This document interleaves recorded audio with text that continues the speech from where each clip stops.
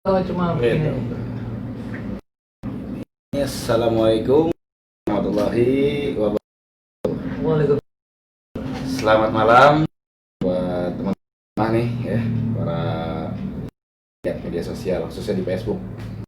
Terus ini tanggal 8 ya, tanggal 8 hari Rabu. Saya berkunjung ke rekan saya, Om Sol, panggil Om Sol ini. Iya. Tadi saya japri, Om lagi di masih di kantor, oke sih. Iya. Kita ngobrol-ngobrol. Jadi yang kita akan bahas ini terus. Jadi masyarakat bertanya-tanya nih Om Sol, maksudnya sebenarnya ini dengan melakukannya new normal ini, apakah seperti semula sebelum ada wabah atau masih ada sekatan pembatasan dalam pergerakan di sehari-hari gitu kan, kepada masyarakat maksudnya gitu. Takutnya gini, kita kan sudah boleh kerja aja nih kira-kira yang harus kita jaga, terutama untuk mencegah virus ini kan, karena masih umum lagi virusnya memang benar-benar lumayan luar biasa gitu. Makanya juga di sini perlu penjelasan buat agar masyarakat itu lebih tenang gitu. Kiranya apa nih kalau mendapat Om Sol ini? Agak siang. Oh, nah, kamera itu. Oh, baik. Ya, baik. Assalamualaikum warahmatullahi wabarakatuh, teman-teman. Ini saya juga kedatangan tamu. Ini sahabat lama sebenarnya. Dia ini sahabat lama. Cuma baru kali ini mampir ya. Saya persilakan ya. Terus ngobrol-ngobrol ringan. Sebenarnya sih ngobrol-ngobrol ringan aja nih. Iya. Ya ini bukannya kita lagi formal banget enggak? Iya, karena konteksnya ini kan sebagai teman. Saya karyawan di sebuah perusahaan dan saya juga bukan yang tahu betul tentang ilmu tentang seperti tadi ya yang disebutkan, tapi setidaknya saya berangkat dari keresahan aja. Jadi keresahan tadi ada dua, saya tadi menangkap tuh ada dua hal. Pertama adalah bagaimana kondisi wabah ini, new normal ya kan, dengan kondisi new normal dan bagaimana cara menanggulangi atau menghadapi kondisi seperti ini. Betul. Ya, kalau yang pertama bahwa new normal, kalau menurut saya sih new normal ini sebenarnya bukan normal. Kalau menurut saya jauh dari normal. Jauh dari normal ya? Iya, bahkan kalau menurut saya bukan dikatakan normal. Bukan. Iya, jadi kalau yang dikatakan normal ya normal seperti dulu. Seperti biasa kan? Seperti biasa. Itu yang istilah yang sedang menjadi sebuah keresahan di masyarakat. Betul. Jadi pasti normalnya itu apakah seperti sebelum ada wabah atau normal seperti apa gitu? Iya, justru kalau menurut saya ini kondisi yang tidak normal. Sebenarnya malah tidak normal ya? Kalau saya menyebutnya bukan, justru ini namanya abnormal. Abnormal namanya. Bukan new normal. Okay. Kalau normal aja. Kalau baru ya baru bagaimana gitu, baru dari normal. Tapi kalau kayak gini, kalau menurut versi saya pribadi ya, atau mungkin teman-teman sekalian ya, atau mungkin ada orang lain yang punya pendapat lain. Kalau menurut saya ini adalah abnormal. Kenapa dibilang abnormal? Ya tadi orang disuruh untuk menjaga jarak. Padahal sekarang, kalau intinya adalah kita bagaimana dulunya itu adalah kita harus dekat dengan orang, interaksi dengan orang. Sekarang diserba dibatasi. Baik interaksi secara fisik maupun komunikasi. Kemudian bahkan beribadah juga ya. Nah, ada batasan-batasan. Betul. Itu kan. Nah itu kalau menurut saya itu udah abnormal maksudnya. Dan mau dikatakan apapun itu kita akan kembali seperti yang dulu, tetapi ada protokol atau ada hal-hal yang harus dipatuhi. Nah kalau menurut saya itu juga bagian dari ketidaknormalan, bukan sesuatu hal yang baru dalam hal penanganannya ya. Nah, karena belum pernah terjadi. Ya, baru dalam berperilaku. Betul. Seperti apa? Nah, nyambung ke pertanyaan yang kedua tadi, bagaimana cara menanggulanginya? Ya tadi kita pakai masker. Harusnya saya ini pakai masker. Iya. Tapi karena ya itu tadi. Tapi insya Allah kita di sini. Insya Allah sehat, insya Allah, ya, sehat. Karena posisi kita juga di sini tidak banyak orang. Betul. Iya. Ya, Cuma kita ada berdua, satu ya. ruangan ini dikit. Dan kondisi lagi sepi kan? Sepi, terus kita juga ya, ada jarak. jarak. Ya. Terus ada di sudut sana kita buka ventilasi udaranya. Ventilasi udah ya, cukup. Setidaknya ya tadi. Terus kita diwanti-wanti juga harus sekarang itu harus peduli pada diri sendiri. Iya. Dan pada orang lain. Nah itu efek positifnya itu yang terjadi. Jadi kayak semacam nafsi-nafsi gitu ya, dalam perilaku gitu. Ya, dalam perilaku nafsi. Ya, nafsi-nafsi gitu. Dalam perilaku kita nafsi-nafsi. Mm-hmm. Tetapi sebenarnya yang paling mendasar itu adalah justru kita peduli pada orang lain. Pada orang lain gitu. Itu hal yang tidak bisa diungkapkan sesungguhnya itu. Bagaimana cara melihat bahwa kita peduli sama orang? Ini, lu jauhan dong. Iya. Lu batuk tutup dong. Lu sakit istirahat dong. Lu berobat. Terus kalau misalkan wah panas, lu tinggi nih. Itu mendingan nggak usah keluar deh. Iya. Maksudnya ini aja di rumah. Nah, gitu. itu efek peduli yang muncul sebenarnya. Tapi memang serba salahnya begini. Di satu sisi itu hal yang termasuk dalam kategori kepedulian. Betul. Itu hal yang tidak bisa diungkapkan. Iya, iya. Nah, masyarakat yang umum nih, yang awam, itu malah menjadi sebuah paradigma bahwa itu sebuah apa yang disebutnya, bukannya perhatian atau kita itu sayang dia, bukan. Oh lu kenapa sih ini begini, oh begini sih gitu. Ya, lu takut mati lu, kan ada bahasa gitu. Ya, betul. Ya kan gini, ada kita mau salaman aja kita nggak mau. Terus kita silaturahmi berdekatan atau segala macam ada yang nggak mau. Nah sebenarnya bukannya kita nggak mau gitu, kita lebih sayang kepada mereka kan begitu sebenarnya. Jangan sampai gini, kita nggak tahu nih yang kena virus ini siapa. Entah kita, entah Om Sol mamanya. Ya, nah, ya. saya mau ke rumah Om Sol nih, saya Japri, Om saya mau main ke rumah nih. Om Sol bilang jangan di rumah. Bisa punya pemikiran sendiri. Ya, wah sekarang Om Sol sombong nih. Ya. Wah sekarang dia udah mulai belagu, wah begini. Padahal tuh niat Om Sol itu sebenarnya baik. Betul. Untuk melindungi saya juga, Betul. keluarga dan yang lain. Ya. Tetapi disitulah yang sedang menjadi sebuah kerisauan sebetulnya. Iya, iya. Ya kan? Jadi paradigma itu hadir dengan apa namanya? Pola pikir yang agak-agak kurang asupan informasinya gitu. Ya, sebenarnya gini. Jadi ya tadi saya bisa menyimpulkan bahwa orang akan berlaku dan bisa memahami pemahamannya ketika tahu pola pikirnya. Pola pikirnya betul. Ya, kenapa dia berbuat gitu? Nah itu kita harus cari tahu dulu. Bahwa pada dasarnya, mungkin dari sudut saya justru sayang dia kan? Supaya lu gak ketular Betul. atau kita tidak menulari. Iya, betul. Karena kita tidak tahu. Jangankan begitu, dokter aja yang saya tahu di Rumah Sakit Persahabatan ada teman yang terkena gitu, dinyatakan reaktif. Baik, jangan reaktifnya, swabnya reaktif. Kebalik. Swabnya itu non reaktif. Non reaktif. Swabnya ya. Tapi dok bisa jaminan bahwa saya tidak terkena. Dokternya tidak bisa memastikan. Bapak keluar dari meja saya di pintu praktek itu sampai bapak pulang, saya nggak jamin. Iya.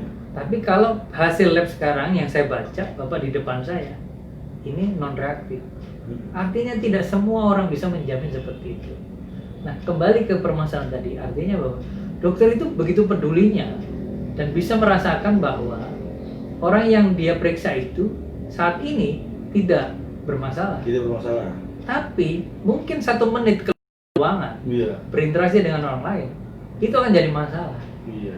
Nah, kalau itu yang saya bilang tadi, kembali ke yang kawan. Yang awal ya. Ini bukan normal lagi atau new normal lagi. Ini ada abnormal. Abnormal maksudnya. Jadi bagaimana mensiasati abnormal ini? Yaitu tadi protokol-protokol itu, seperti kita berjarak, menggunakan masker.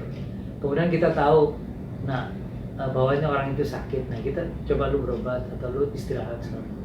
Tapi yang akan jadi masalah lagi ketika ada orang tidak bergejala atau orang ini sebenarnya nggak reaktif, tapi setelah keluar dari ruangan atau kemudian dia berinteraksi dengan orang, kemudian kembali lagi ternyata yang dia ketemu itu ternyata reaktif. Itu yang harus kita jaga. Nah, bagaimana kondisi itu? Ya tadi protokol kesehatan yang dicanangkan oleh beberapa layanan, biro layanan, pemerintah segala macam. Ya tadi cuci tangan, menggunakan masker. Dan ketika kita berada dalam komunitas yang tidak kita ketahui kesehatannya, itu sangat penting menjaga jarak, masker, terus cuci tangan. Bahkan kalau kalau kita ketahui bahwa dia lagi demam, ya udah kita tolak secara halus, sebaiknya jangan ketemu deh, atau mungkin via telepon gitu. Atau kan banyak sekarang pakai virtual. Banyak. Iya, ini makanya ada media sosial ini sangat membantu. Betul. Iya. Tapi ya tadi sisi positifnya orang lebih sering berinteraksi melalui sosmed. Jadi kalau menurut saya melihat bahwa fenomena untuk menggunakan sosmed itu sekarang meningkat. Betul meningkat. Saya yakin tuh kalau beberapa jejaring mungkin atau beberapa orang pasti akan menggunakan sosmed. Betul. Baik itu aplikasi ya sebutlah aplikasi A, B, C itu pasti akan tumbuh. Nah itu ya. Ini ada satu lagi pertanyaan berhubungan dengan ibadah ya. Oke. Waktu sholat Idul Fitri tahun ini kemarin itu kan belum ada aturan yang normal, masih ada aturan PSBB. Sehingga masjid-masjid yang menyelenggarakan ibadah sholat Id ini itu harus mengikuti aturan protokol yang sudah ditentukan kan begitu. Nah, apa di saat Idul Adha nih tanggal 31 besok ini? Ya, besok. Ini kan udah ada aturan yang normal. Beda sama Idul Fitri kan belum. Nah, pas ada normal, masih itu protokol itu masih tetap sama atau ada perbedaan gitu? Kalau saya secara awam ya, kalau menurut saya, ya tadi saya bilang bahwa ini abnormal. Jadi ada hal-hal yang protokol tetap dijalankan. Mungkin orang yang tadinya beribadah harus siap-siap.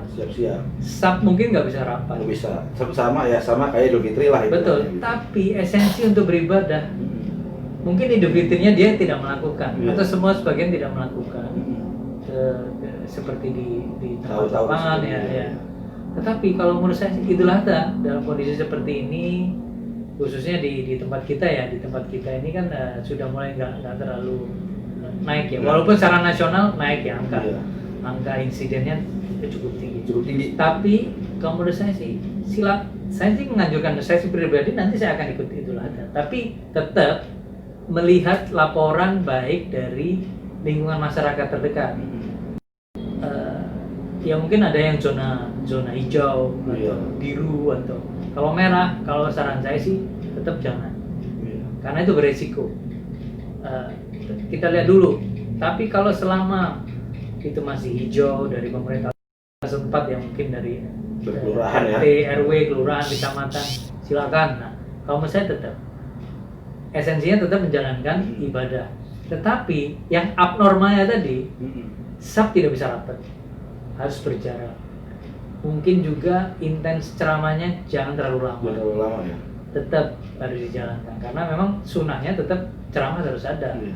Itu sudah menjadi hakikat dari sebuah ibadah di Idul Id ya, itu seperti itu. Terus kemudian masker, kalau menurut saya tetap masker tetap. Terus kalau bisa, kalau yang ibu-ibu orang tua yang mungkin ada komplikasi, tetap walaupun dia datang ya nggak apa-apa, tetap aja. Tapi kalau bisa kita cari tempat saf yang memang aman untuk dia. Dan yang buat yang lain juga. Tetap. Jadi kalau saya ya tadi semua bisa jalankan. Nah kembali ke masing-masing. Mau menjalankan kayak gitu nggak atau tidak? Kayak tadi tuh, udah tenang aja nggak usah. Ini kan udah nyuruh. Ya belum tentu. Nah kayak gitu tadi permasalahannya banyak. Iya. Tetap jalankan, tapi nggak bisa seperti dulu. Udah nggak normal lagi kita. Abnormal, jaga jarak dulu. Dan pada hakikatnya ya saya sih nggak begitu paham tentang agama ya. Saya bukan seorang ulama, jadi saya esensi untuk beribadah tetap.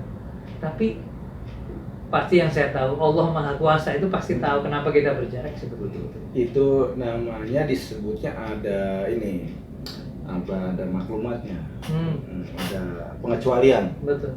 Gitu. ada pengecualian di situ. Ya ulama sih sebenarnya udah sepakat sih. Iya. Ada pengecualian. Nah, kira-kira nih, ini mungkin yang terakhir pertanyaannya. Sampai kapan kira-kira wabah ini berakhir? Perkiraan setelah PSBB udah kita lakukan, terus sekarang kita masuk ke hitungannya ke bagian atau part new normal. Nah, kalau sudah new normal gini, perkiraan kapan akan berakhir wabah ini? Gitu. Ya kalau perkiraan berarti kan harus sudah ada bayangan. Iya enggak gini, kalau orang memperkirakan setidaknya ada data yang menunjukkan bahwa ini akan berakhir. Betul. Dan dia bisa memperkirakan sekian bulan atau mungkin sekian minggu atau yang macam. Tetapi dari data terakhir justru kalau pendapat saya pribadi justru malah meningkat. Angka kronologis ya. Betul itu bahkan kecenderungannya tuh mau naik gitu. Mau naik ya. Ya, terlepas dari wilayah mana atau wilayah mana yang global, kita lihat secara di Indonesia ya. Nah kalau menurut saya sih saya nggak bisa prediksi. Selama itu ada kecenderungan insiden itu turun, itu bisa kita prediksi. Tapi kalau sudah naik, itu saya nggak bisa prediksi. Saya pribadi nggak bisa prediksi. Tapi kondisi di masyarakat nih, kayaknya sih udah agak tenang, gitu. Ya. Kalau saya kan, maksudnya gini, saya juga kan ruang lingkupnya kan emang berbaur. Itu udah agak nggak kayak sebelumnya. Yeah. Oh ini begini gitu. Udah agak tenang. Bahkan apabila ada temen atau orang yang posting masalah masalah wabah ini, itu langsung di jus. Oh begini. Counter ya. Iya, langsung di counter, langsung di inilah yang penting masih aja dibahas sih, masih aja begini gitu. Yeah. Maksud memang ya ada bagusnya juga sebetulnya untuk membuat masyarakat itu lebih pede sebetulnya. Iya. Tapi hal itu yang dikhawatirkan karena menganggap remeh. Betul. Nah itu gitu. tadi udah dianggap bahwa ini udah new normal. Udah normal karena udah ada bahasa new normalnya. Betul. Gitu. Mungkin itu penyebab angka kronologisnya naik. Betul. Tidak? Bisa jadi. Betul. Bisa jadi. Setuju. Jadi tetap nih dalam konteks kayak gini kita keluar, kita tetap harus menjalankan kayak protokol, tetap pakai masker segala macam. Orang menganggap ya tadi sudah betul tuh tadi pemahaman. Artinya gini, orang sudah tahu nih sekarang sedikit banyak dari wabah ini. Orang pasti belajar, orang pasti membaca, dapat informasi baik dari medsos maupun dari orang lain atau mungkin dari tenaga ahlinya. Setidaknya dia tahu persis bagaimana virus ini terjadi, menyebar, bagaimana menangkalnya. Nah, cuma yang tadi yang dibutuhkan satu, kedisiplinan orang untuk melakukan. Kalau selama orang tidak disiplin, kalau menurut saya angka insiden akan meningkat. Akan meningkat terus. Ya, dan ini akan rugi semua orang. Mulai dari hal yang kecil, keluarga, lingkungan, kemudian merambat ke mungkin ke kelurahan, kecamatan, ke kota. Nah itu sebarannya seperti itu. Bahkan mungkin ke perusahaan. Dia mungkin akan diistirahatkan oleh perusahaan. Suruh istirahat dulu. Nah, tapi tidak ada kejelasan. Yang terjadi adalah yaitu dikucilkan orang seperti itu. Sebenarnya justru jangan. Semua orang itu bisa terjadi. Dia mau jaga kesehatan, jangan begitu. Dokter yang menurut kita adalah sehat, yang tidak akan terkena atau itu terkena. Para medis yang kerapetnya pakai protokol tetap kena. Artinya nggak bisa diprediksi. Mau dia serapet apapun, sehigienis apapun, kalau memang terkena kena. Dan bisa jadi bukan terkena di rumah sakit, dia sudah. Iya, jadi rapet pasti kena di luar. Betul, dari perjalanannya dia keluar dari. Tadi yang kita kembalikan ke pertanyaan yang tadi. Betul. Di sini dia aman ya kan? Betul. Kita nggak tahu beberapa menit kemudian ke depannya. Ya, betul. Ya. Entah dia berinteraksi dengan siapa, dia ngapain, itu bisa. Jadi intinya adalah kedisiplinan. Orang kalau semua punya pemikiran, pemahaman yang sama seperti yang Bang sebutkan tadi, artinya bahwa kita bisa memperkirakan akan turun di kapan, mingguan kah, bulanan kah. Tapi kalau kayak gini masih naik, sulit untuk memprediksi, memperkirakan sampai kapan. Bahkan ada yang menyebutkan bahwa sampai akhir. Itu kalau hitung-hitungan seperti itu, hitungan dari dia secara menghitung secara imunitas, jadi pergerakan virus. Nah, mungkin iya. Tapi kalau pergerakan itu bisa dihitung sih, sehingga menyebabkan orang itu akan imunitasnya bagaimana segala macam. Tetapi jumlah orang yang terkena, nah itu yang nggak bisa diprediksi. Nah jumlah ini akan meningkat ya tadi kedisiplinan seseorang. Berarti kita cuma satu intinya, disiplin. Betul. Dalam hal kesehatan ya. Iya. Nah virus ini kan ibarat kayak seperti orang batuk. Ini nggak akan hilang, tetap ada. Ini kayak influenza aja, orang flu, imunitas menurun, dia akan kambuh. Tapi apakah hal ini akan menjadi seperti biasa? Kita akan berdampingan dengan si virus ini gitu. Kemungkinan nggak? Kan kayak pilek, flu, apa lagi namanya tuh,